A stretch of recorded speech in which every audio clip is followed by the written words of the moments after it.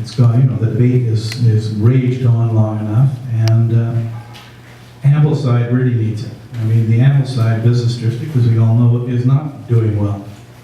And when the Grosvenor project is built, if I had a business in Ambleside, I would have a flyer in the building saying to the residents, don't get in your car, I have a business down the street, and I'll be happy to take your money. These are going to be affluent residents there, and it's going to be a real vitalization for Ambleside, which has to happen. The other thing that will revitalize Ambleside is we've got to do something with the waterfront. Council received a report in 1975 on the Ambleside waterfront.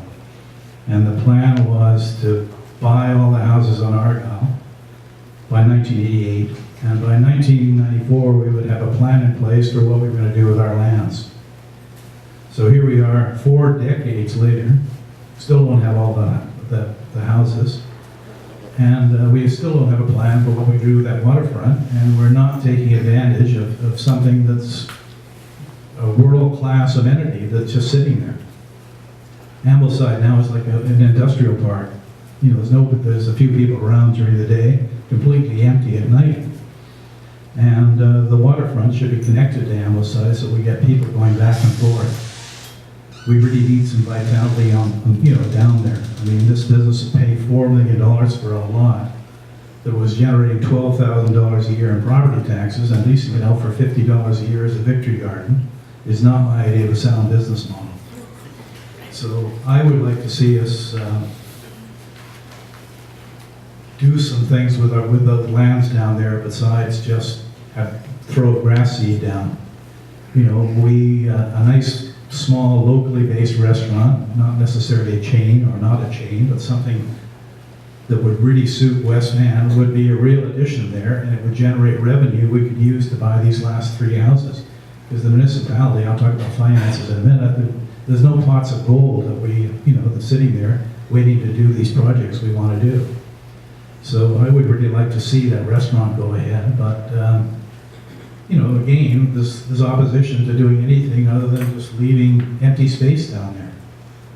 And one letter, just to show you the kind of arguments you get, I had to admit I erupted at a council meeting and started talking about naysayers, which I should have done. I get impatient sometimes. But one of the letters that we had on the agenda was saying that we couldn't possibly put a restaurant there because the restaurant patrons would come out and attack people using the park. And this is what happens. And so I thought to myself, well, my granddaughter goes to the underage preschool. Should I take her out because of the drunks at the beach house having lunch when I come down from that? So we need to be more sensible with our district-owned lands. We really do. It's that is, you travel the world and walk along those between 25th East. I mean, how do you improve on that? And yet the people can't enjoy it in the evening. Look at Harmony Arts. Finally people for 10 days get to sit there and actually, scandalous, I know it sounds, but actually have a glass of wine with friends, sitting in the sun at the foot of 15th, enjoying the property that they spent tens of millions of dollars acquiring. Every time I went down there, it was always full. The only way I could get a seat was to muscle over to Rick Amonte, he was always there. Cost. So, there's nothing wrong with using our waterfront. Yes, we should have lots of open space, but we should also have facilities that people can enjoy. So it's my hope that we move ahead. We've actually passed the parks and accessory uses now, so I'm quite excited about what we can really do down there other than what's, the unplanned, what's there now. Now moving on to finances, as I hope everybody realizes, this is the second year we haven't had a property tax increase. And also, this is the second year we've generated a big surplus. So a lot of our staff are here, so I have to point out that a lot of credit goes to them. Council has challenged them to, say that we get a certain percentage of new tax revenue from new construction, and our position was, if you need more money to run your departments, you better find it internally. And they met the challenge, and as I say, for the last 2 years, no tax increase, and actually we generated a reasonably large surplus, so it's worked well. But as a long-term option, I'd hardly, the reality is it's not sustainable. The other thing that really troubles me with our finances is Metro Vancouver and TransLink. So I'll talk about Metro first. TransLink I could go on for hours on, but Metro Vancouver, the way it works, and TransLink is the same thing, and the TransLink even penalizes us more.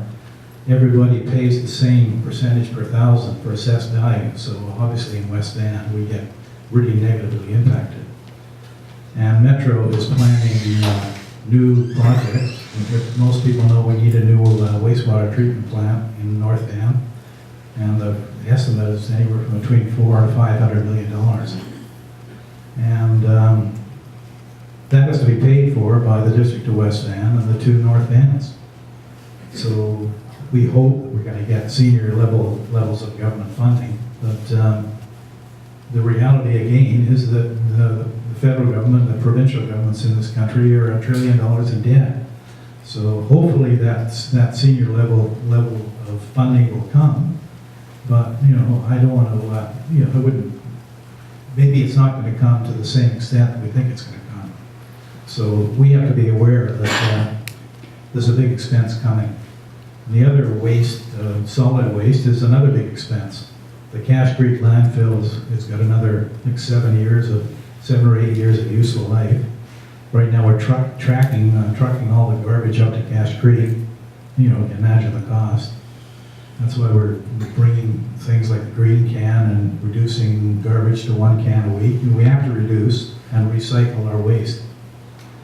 And Metro Vancouver is moving out of Cache Creek, so we either have to build a giant incinerator at a great cost, or we're going to have to find another landfill at a great cost.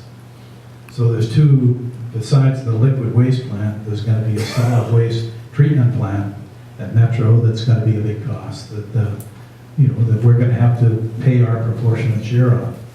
And the other thing about Metro Vancouver that I just found out being on their planning committee is water is becoming an issue. Most water is used for agricultural uses, and you think in Vancouver that we have no water problems, but they're projecting 2 million additional residents in the region in the next 30 or 40 years. And so that means a lot more agricultural land is going to have to be irrigated. And the demands on water is going to be quite significant. So we could have a water problem in Metro Vancouver, and it'll require even more investment in water. The good news for us is that because of the wisdom of former Mayor Wood and others, we do have our own, 50% of our West Van water is supplied by our own system at Eagle Lake. So, we're cushioned somewhat, but nevertheless, that's a big cost that's coming down at us.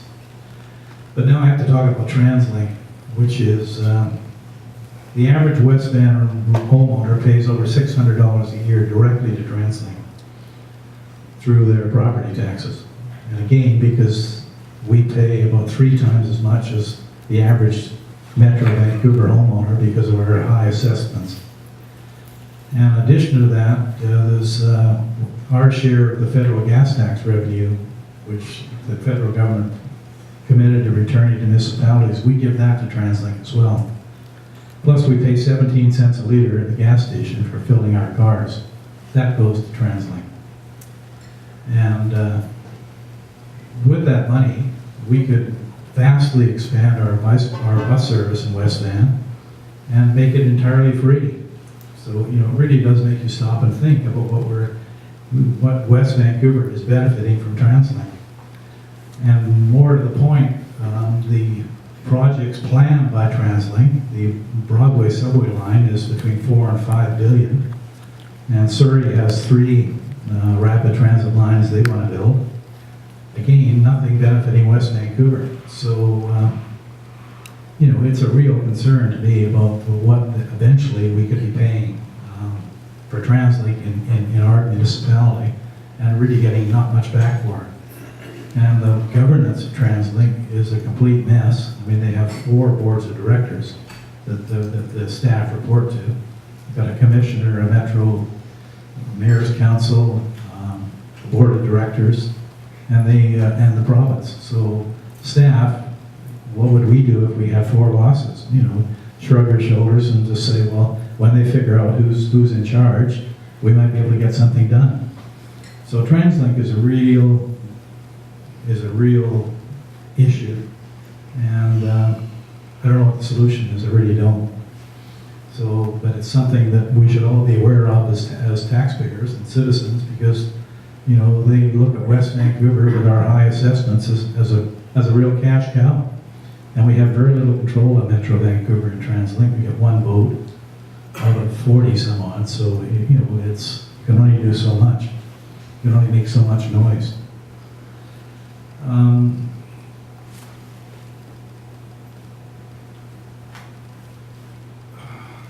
was talking, actually, it was interesting. I was talking, Derek Gorga from the mayor of Burnaby and I were talking about this yesterday. He came over and we had lunch, and he made the point that West Vancouver is really a unique community.